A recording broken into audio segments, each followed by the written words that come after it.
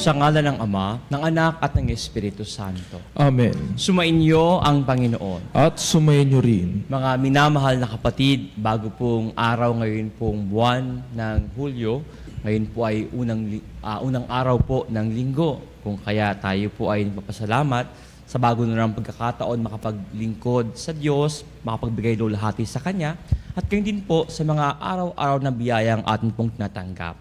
Pero po bago tayo mag-alay ng misang ito, para po tayo maging karapat-dapat, buong kabaang loob, atin po munang aminin ang ating mga nagawang pagkukulang laban sa Diyos at laban sa ating kapwa. Tayo pong lahat, inaamin ko sa makapangyarihang Diyos at sa inyo mga kapatid, na lubha akong nagkasala sa isip, salita at sa gawa at sa aking pagkukulang. Kaya isinasamo ko sa mahal na Birheng Maria, sa lahat ng mga anghel at mga banal, at sa inyo mga kapatid, na ako'y ipanalangin sa Panginoong ating Diyos. Kaawaan tayo ng makapangyarihang Diyos, patawarin tayo sa ating mga kasalanan, at patnubayan tayo sa buhay na walang hanggan. Amen. Panginoon, kaawaan mo kami. Panginoon, kaawaan mo kami. Kristo, kaawaan mo kami. Kristo, kaawaan mo kami. Panginoon, kaawaan mo kami. Panginoon, kaawaan mo kami. Hinihiling ko po ang lahat, atin pong iyo ko ang ating ulo at mataimtim tayong manalangin sa ating Diyos ng awa at pag-ibig. Manalangin tayo. Ama naming makapangyarihan, pakundangan sa pagpapakumbaba ng anak mong masunurin, ibinangon mo sa pagkadapa ang sangkatauhang masuwayin. Ipagkaloob mo po sa amin ang banal na kagalakan upang kaming sinagip mo sa kaalipinan ay magkamit ng iyong ligayang walang katapusan. Sa pamamagitan ni Jesucristo, kasama ng Espiritu Santo, magpa sa walang hanggan. Amen. Pagbasa mula sa aklat ni Propeta Oseas. Ito ang sinasabi ng Panginoon. Masdan mo, siya ay muli kong susuyuin. Dadalhin ko siya sa ilang, kakausapin ng buong giliw. At tutugon naman siya, tulad ng panahon ng kanyang kabataan, nang siya'y kunin ko sa lupain ng Ehipto. At sa araw na yaon, ang itatawag mo sa akin ay aking asawa, at hindi na aking baal. Ikaw ay magiging aking asawa magpakailanman, Israel. Mabubuklod tayo sa katwiran at katarungan, sa matibay na pagmamahalan at sa kaawaan. Ikaw ay magiging tapat kong asawa at makikilala mo ako, ang Panginoon. Ang salita ng Diyos. Salamat sa Diyos. Pag-ibig ng Diyos ay ganap, sa tanan siya ay nahahabag. Pag-ibig ng Diyos ay ganap, sa tanan siya ay nahahabag. Pupurihin ko at pasasalamatan ang Diyos araw-araw. Di ako titigil ng pasasalamat magpakailanman. Dakila ang poon at karapat-dapat na siya'y purihin. Ang kadakilaan niya ay mahirap nating unawain. Pag-ibig ng Diyos ay ganap, sa tanan siya ay nahahabag. Sa alinmang lahi ang iyong ginawa ay papupurihan. Iahayag nila ang mga gawa mong makapangyarihan. Ang karangalan mo at pagkadakilay ipamamalita, at isasaysay ko ang mga gawa mo na kahanga-hanga. Pag-ibig ng Diyos ay ganap, sa tanan siya ay nahahabag. Ang mga gawa mong makapangyarihay ipamamalita. Sa lahat ng tao'y aking sasabihin, ikaw ay dakila. Ihahayag nila ang lahat ng iyong mga kabutihan. Aawitin nila ang kabutihan mo't iyong kabaitan. Pag-ibig ng Diyos ay ganap, sa tanan siya ay nahahabag.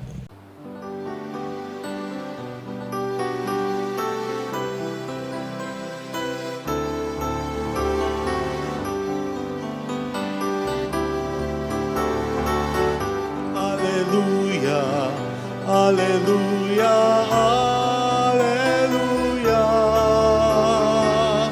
alleluia, alleluia, alleluia, alleluia. Alleluia, alleluia, alleluia. Alleluia, alleluia, alleluia, alleluia.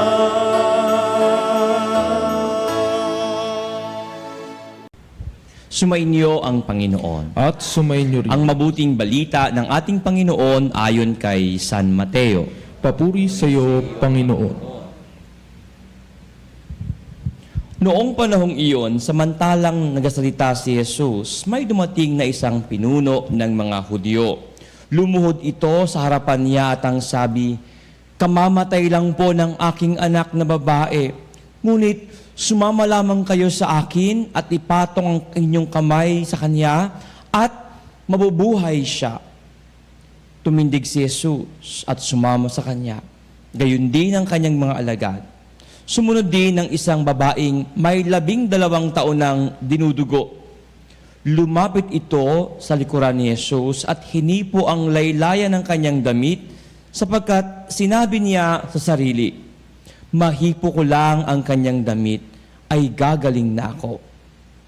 Bumaling si Jesus at pagkakita sa kanya ay sinabi, "Anak, lakasan mo ang iyong loob, pinagaling ka ng iyong pananalig." Noon di, gumaling ang babae. Nang dumating si Jesus sa bahay ng pinuno, nakita niya ang mga manunugtog ng plauta at ang maraming taong nagkakaingay. Sinabi niya, "Magsilabas kayo, hindi patay ang bata, natutulog lang." At siya'y pinagtawanan nila. Ngunit nang mapalabas na ang mga tao, pumasok siya, hinawakan sa kamay ang bata, at ito ay nagbangon.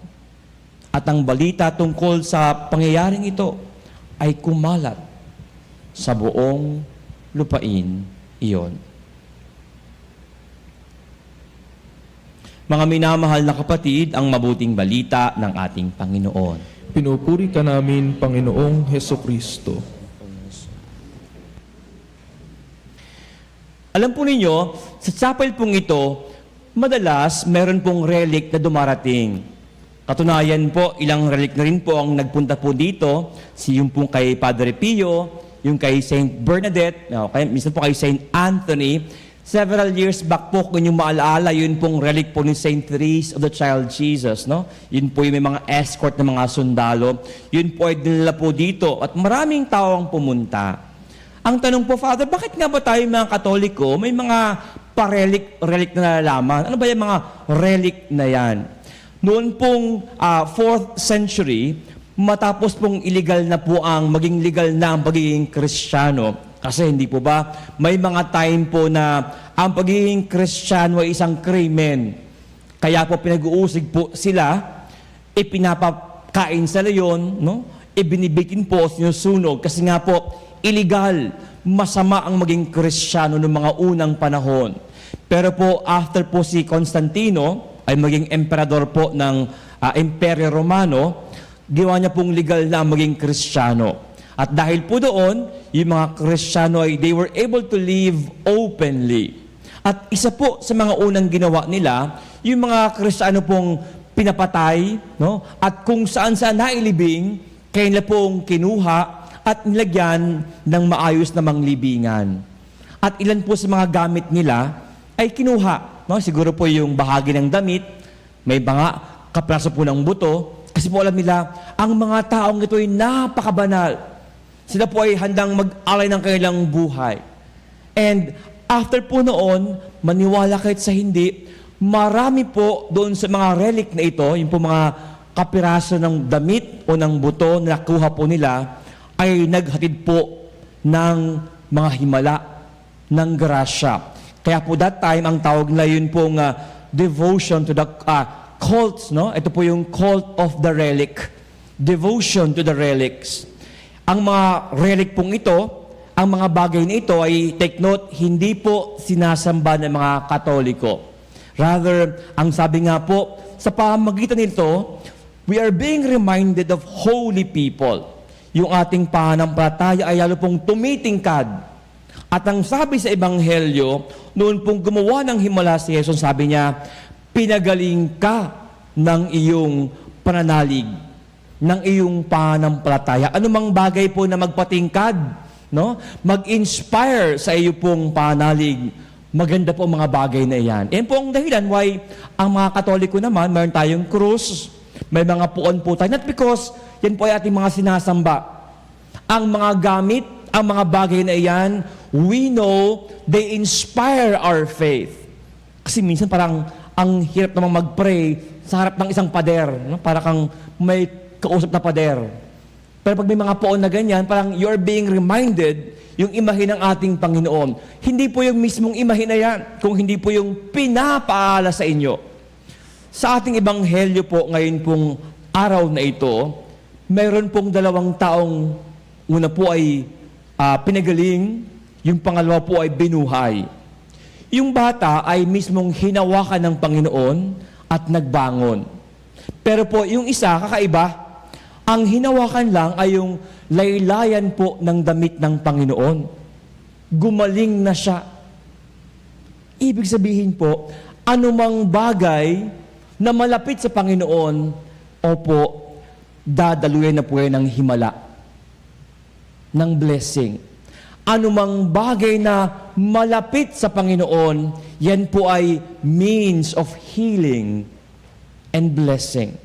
Kung kaya nga po ang ating hangad, no? Yung mga bagay po nating, for example, meron tayong mamaya, paggabanin nyo, no? Sa truth shop, no? Ni Dayan, no? Yan po ay pinapabless. Hangad nyong mailapit sa Panginoon. Kasi po, yes, they can inspire our faith. Ang tanong lang po ay ito, hindi lang po ito sa mga religious articles. Ang lahat po ng gamit at bagay, galing po yan sa Diyos. Ang lahat naman po ay nilikha ng Diyos. Ang tanong lang po ay ito, malapit ba ang mga bagay na ito sa Diyos? Anumang bagay na malapit sa Diyos, dadaluin po yan ng himala. Father, how can we know na ang isang bagay ay malapit sa Diyos? Unang-una po ay ito. Ang isang bagay po ay malapit sa Diyos kung unang-una inyong ipinagpapasalamat at tinatanggap, galing yan sa Diyos. May ibang mga tao po, para bang hindi, sabi nga nila, Father, parang hindi ako maswerte sa trabaho ko. Para bang sa trabaho ko, parang ang bigat-bigat ng loob, para bang lagi ako may kaaway, para bang minsan ayaw ko nang bumangon kasi, magtatrabaho na naman ako. Ewan ko kung may mga ganun dito sa Veritas, ha? Sana wala naman munang ganun muna. No? Pero bakit ganoon? It happens when you wake up in the morning, ni hindi mo man lang nagpasalamat na yung trabaho mo, galing yan sa Diyos. Hindi dahil sa magaling ka at may konta ka lang, kaya may trabaho ka. Hindi po. Galing yan sa Diyos. Every time you are thankful for something at tanggap mong galing ito sa Diyos, ang bagay na yan, malapit sa Diyos. Sana sa mga taga-Veritas, sa inyo po mga sister, at sa atin po mga pilgrims po sa atin pong istasyon, anumang bagay na mayroon kayo, ilapit ninyo sa Diyos. Paano? Ipagpasalamat po ninyo ang bagay na mayroon kayo. At ang bagay na yang inlapit niyo sa Diyos, dadaluyan po yan ng himala. Yan po ay magiging daan para kayo po ay makatanggap ng pagpapala. Ilapit ninyo sa Diyos. Ikalawa pong paraan para yung isang bagay ay malapit sa Diyos apart from you thanking God for them. Pangalawa po ay sana ang bagay na yan ay magamit ayon sa kalooban ng Diyos. Minsan po, may mga bagay, may mga gamit na kung alam mong galing sa Diyos yan, yan po ay gagamitin mong paggawa ng mabuti. Kaya hindi po ba may mga tao, no? May mga magulang po sa inyo na para bang pag naiisip mo, yung isang bagay na pinaghirapan mo at gagamitin mo lang sa bisyo, para bang nakapanghinayang naman. Pero kung alam mo yung iyong perang pinaghirapan, alam mong galing yan sa Diyos, malamang sa hindi, gagamitin mo yan to support your family. Para bang ang luwag-luwag na iyong gamitin yung gamit na yan para itulong sa iyong kapwa kasi galing sa Diyos yan. You make it as a means to help our brothers and sisters. Yang bagay na yan, malapit sa Diyos yan kasi ginamit mo ayon sa kalooban ng Diyos. Mga minamahal na kapatid, araw-araw po, maraming grasyang binibigay ang Diyos sa atin. Pero madalas, yung mga grasyang yan, parang hindi mo feel na grasya. May mga gamit, may mga bagay na parang feel mo, nako, walang kinalaman sa Diyos to. Kung kaya parang kulang ang himala, kulang mga magandang bagay, kulang po yung mga pagpapala. Ang dahilan, yung mga bagay na mayroon ka, malamang sa hindi, malayo sa Diyos. Nawa po, sa pamagitan po ng ating pong pagbasa ngayon pong araw na ito, isang babae po ay gumaling, nahawakan lamang po yung laylayan ng damit ni Jesus. Ito po ay lahat sa atin maaring mangyari. Ilapit ninyo ang lahat ng bagay na mayroon kayo sa Diyos. Una, ipagpasalamat nyo. Galing sa Diyos yan. Ikalawa, ang mga bagay na ito, inyo pong gamitin ayon po sa kalooban ng Diyos. At maniwala kayo, ang mga bagay na yan, dadaluyan ng pagpapala ng Diyos. At ang sabi nga nila, anong klaseng biyaya? Siksik, liglig, at umaapaw.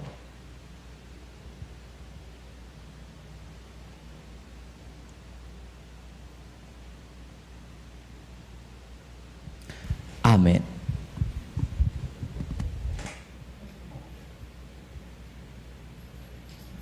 Tatayo ngayon tayong lahat at dala po ang ating mga panalangin, mga kahilingan, mga intensyon. Atin pong itaas ang mga bagay nito sa ating Panginoon. Hindi ninanais ng Diyos ang ating kamatayan. Nilikha niya tayo para sa buhay. Ngunit mas pinili natin ang kamatayan sa bawat pagkakasala natin. Si Kristong tagapagligtas ang nagbabalik sa atin sa buhay at lumalapit tayo sa Ama sa pamagitan niya. Kung kaya buong kabaang loob ang ating dalangin, Ama ng buhay, pakinggan mo kami. Ama ng buhay, pakinggan mo kami. Ang simbahan, naway maging tanda ng gawaing mapagpagaling ni Kristo sa pamamagitan ng pagmamalasakit sa mga may karamdaman sa katawan, isip at diwa. Manalangin tayo sa Panginoon. Ama ng buhay, pakinggan mo kami. Ang mga doktor at mga nurse at yaong mga nag-aalaga ng mga may sakit, naway magpakita ng habag at kahinahunan ni Kristo sa pag-aaruga sa mga maliliit nating mga kapatid. Manalangin tayo sa Panginoon. Ama ng buhay, pakinggan mo kami. Ang mga taong nagdurusa sa kahirapan, naway lumapit kay Jesus na naging hamak para sa atin. Manalangin tayo sa Panginoon. Ama ng buhay, pakinggan mo kami. Ang mga pusong wasak, naway mapaghilom natin sa pamamagitan ng ating mabubuting gawa at salitang nagdudulot ng kasiyahan. Manalangin tayo sa Panginoon. Ama ng buhay, pakinggan mo kami. Ang mga namayapa, naway masiyahan sa makinang nabukang liwayway ng buhay na walang hanggan. Manalangin tayo sa Panginoon. Ama ng buhay, pakinggan mo kami. Sa katahimikan po ng ating puso, ating ngayong itaas sa Diyos ang ating mga personal na pangangailangan at kahilingan at hindi pong aalahanin ang lahat ng taong ating pinangakuan ng ating dasal.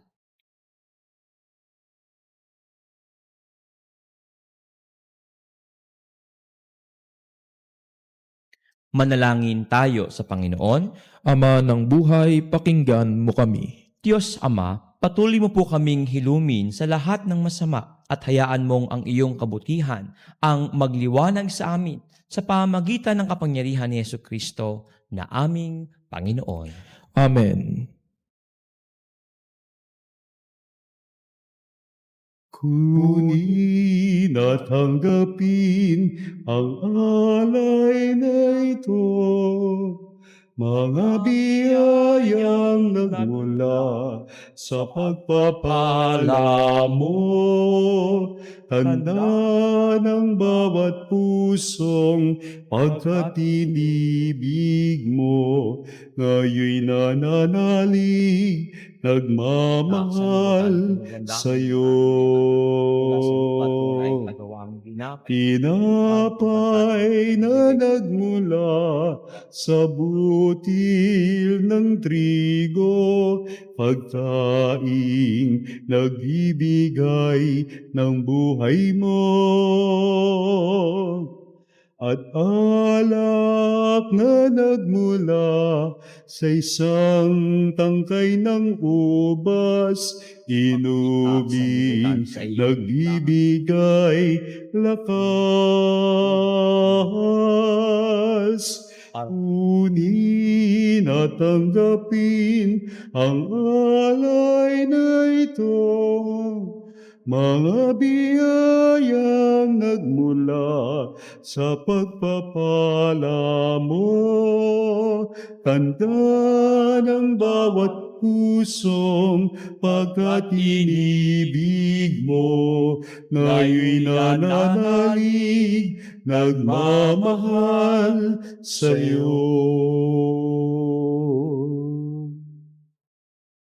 Manalangin kayo, mga minamahal na kapatid, na nawa itong ating hain na alak at tinapay ay kalugdan ng Diyos Amang makapangyarihan. Tanggapin nawa ng Panginoon itong paghahain sa iyong mga kamay, sa kapurihan niya at karangalan, sa ating kapakinabangan at sa buong sambayanan niyang banal. Ama naming lumikha, ang paghahain namin sa iyong ngalan ay siya nawang sa amin dumalisay, upang ito ay maging pagganap araw-araw ng aming paglipat sa buhay sa kalangitan sa pamagitan ni Jesucristo kasama ng Espiritu Santo magpasawalang hanggan. Amen. Sumainyo ang Panginoon. At sumainyo rin. Itaas sa Diyos ang inyong puso at tiwa. Itinas na namin sa Panginoon. Pasalamatan natin ang Panginoong ating Diyos. Marapat na siya ay pasalamatan. Ama naming makapangyarihan, tunay nga pong marapat na ikaw ay aming pasalamatan. Sa iyong paglingap at kagandahang loob, ang tao'y nilikhamot, pinangangasiwa sa sansinukob. Sa hangad mong siya'y iwastong lubos, siya'y pinagdusa mo sa kanyang pagtalikod. Sa iyong paggiliw, iyong pinahintulot na makabalik siya sa pamagitan ni Kristo Jesus. Kaya kaisa ng mga anghel na nagsisiawit ng papuri sa iyo nang walang humpay sa kalangitan, kami nagbubunyi sa iyong kadakilaan. Santo, Santo, Santo, Diyos na makapangyarihan, napupuno ang langit at lupa ng kalwalhatian mo. Hosana, Hosana, sa kaitaasan, sa kaitaasan. Pinaghala ang naparirito sa ngalan ng Panginoon. Hosana, Hosana, sa kaitaasan, sa kaitaasan.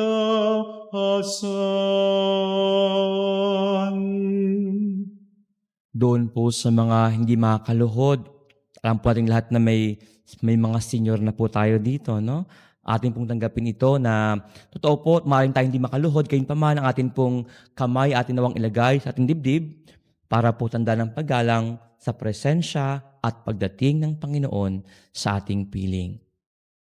Ama naming banal, ikaw ang bukal ng tanang kabanalan, kaya sa pamamagitan ng iyong Espiritu, inyo pong gawing banal ang mga kaloob na ito upang para po sa amin maging katawan at dugo ng aming Panginoong Hesukristo. Bago niya pinagtiisang kusang loob na maging handog, hinawakan niya ang tinapay.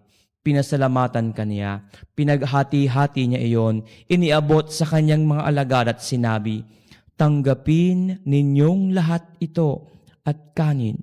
Ito ang aking katawan na ihahandog para sa inyo.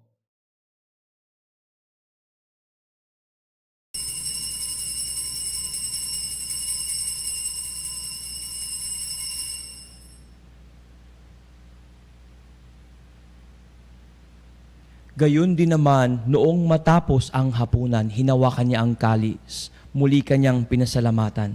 Iniabot niya ang kalis sa kanyang mga alagad at sinabi, tanggapin ninyong lahat ito at inumin.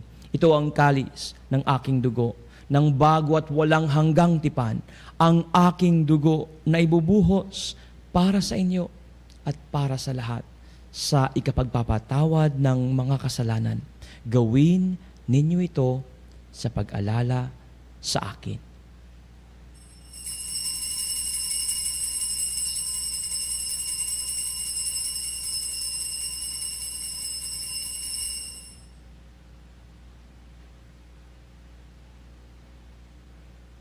Ipagbunyi natin ang misteryo ng ating pananampalataya.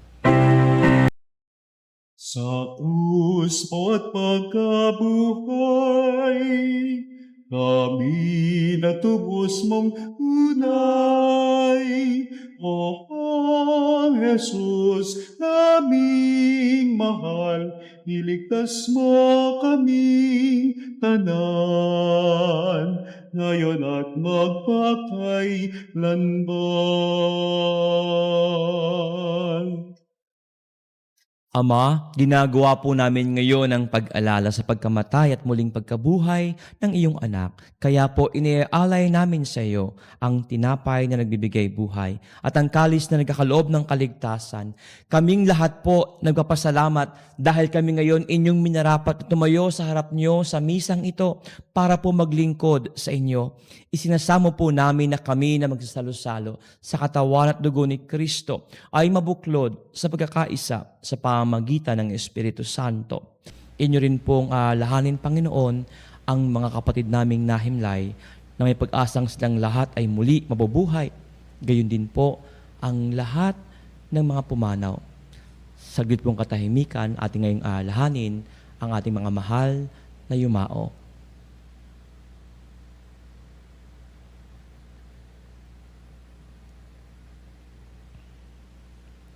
Kaawaan niyo po sila at patuloyin sa inyong kaliwanagan. Kaawaan niyo po at pagindapatin kaming lahat na makasalo sa inyong buhay na walang wakas, kaysa ng mahal na Birheng Maria, Ina ng Diyos at amin ding Ina, kaysa ni San Jose, ang kanyang kalinis-linisang esposo, kaysa ng mga apostol at lahat ng mga banal na namuhay dito sa daigdig ng kalugod-lugod sa iyo. Maipagdiwang nawa namin ang pagpupuri sa ikararangal mo sa pamamagitan ng iyong anak na aming Panginoong Hesukristo. Sa pamamagitan ni Kristo, kasama niya at sa Kanya, ang lahat ng parangal at papuri ay sa iyo, Diyos Amang makapangyarihan, kasama ng Espiritu Santo, magpasawalang hanggan.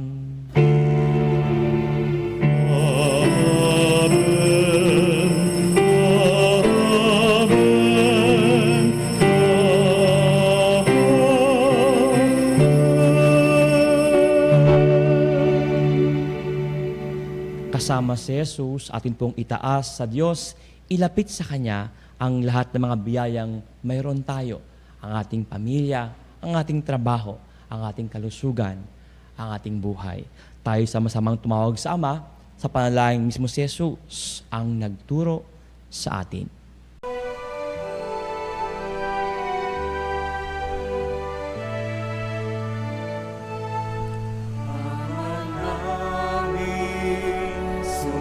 Sumasalangit ka, sambahin ang ngalan mo. Mapasa amin ang kaharian mo, sundin ang loob mo. Dito sa lupa, parang sa langit, bigyan mo po kami ngayon ng aming kakanin sa araw-araw at paglawarin mo kami sa aming mga sala para na pagpapatawad namin sa nagkakasala sa amin. At huwag mo kaming ipahintulot sa tukso, at iadya mo kami sa lahat ng masama. Hinihiling po namin, Ama, kami po ay iadya sa lahat ng masama, pagkalooban ng kapayapaan araw-araw, iligtas sa kasalanan at ilayo sa lahat ng kapahamakan, samantala pong aming pananalabikan ang dakilang araw ng pagpapahayag ng aming tagapagligtas na si Jesucristo. Sapagkat iyo ang kaharian at ang kapangyarihan at ang kapurihan magpakailanman. Amen. Panginoong Jesucristo, inyo pong sinabi sa inyong mga alagad at sa aming lahat ngayon, inyo rin pong sinasabi, kapayapaan ang iniiwan ko sa inyo, ang aking kapayapaan ang ibinibigay ko sa inyo. Tunghayan mo, Panginoon, ang aming pananampalataya at wag nawa po ang aming napakarami, may bigat at paulit-ulit na pagkakasala. Pagkalooban niyo po kami ng kapayapaan at pagkakaisa, ayon sa inyong kalooban, kasama ng Espiritu Santo, magpasawalang hanggan. Ang kapayapaan ng ating Panginoon ay laging sumainyo. At sumainyo rin. Magbigayan po tayo ngayon ng kapayapaan sa bawat isa. Peace be with you. Kapayapaan po sa ating lahat, mga kapanalig. Kordero ng Diyos na nag-aalis ng mga kasalanan ng sanlibutan, maawa ka sa amin.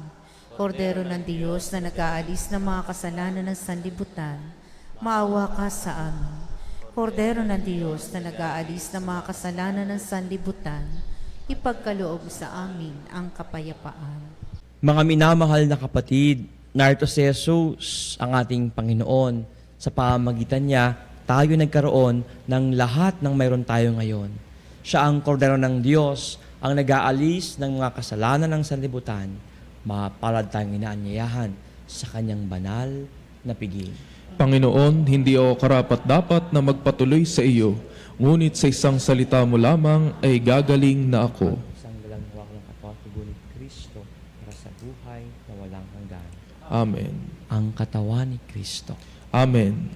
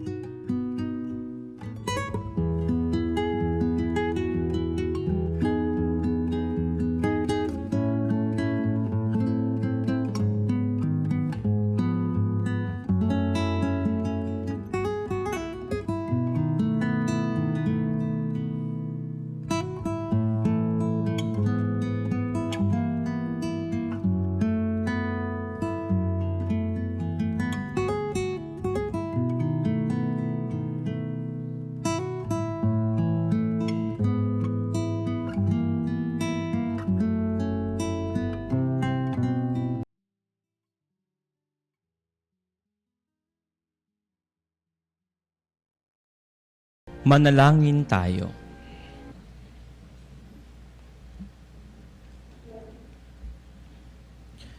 Ama naming mapagmahal, kaming iyong pinapakinabang ay loobin mong laging lumingon sa pinanggalingan nang tinanggap namin ngayon para pagsaluhan sa pamamagitan ni Jesucristo kasama ng Espiritu Santo magpasawalang hanggan. Amen. Sumainyo ang Panginoon Sumainyo rin. at nawa pagpalain kayong lahat na makapangyarihang Diyos, Ama, Anak, at Espiritu Santo.